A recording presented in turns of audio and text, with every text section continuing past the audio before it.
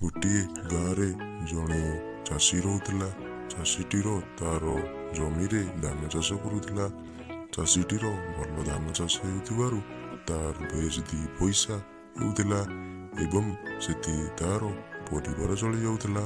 କିନ୍ତୁ ତାର ଦୁର୍ଭାଗ୍ୟର ଦିନ ଚାଲି ଆସିଲା। ତାର ଜମିରୁ ସବୁଦିନ କେହି ଧାନ ଖାଇ ଯାଉଥିଲା। କିଏ ଧାନ ଖାଇଯାଉଛି ସେ ସମ୍ପର୍କରେ ଚାଷୀଟି କିଛି ବି ଜାଣିପାରୁନଥିଲା। ଧାନ ଖାଇବାରେ ଲାଗିଥାଏ। ଚାଷୀଟିଏ ଛପି ଛପି ଯାଇ ହାତୀର ଲାଞ୍ଜଟିକୁ ଧରି ପକାଇଲା। ଚାଷୀ ତାର ଲାଞ୍ଜକୁ ଧରିଥିବା କଥା ହାତୀଟି କିନ୍ତୁ କିଛି ଜାଣିପାରିନଥିଲା।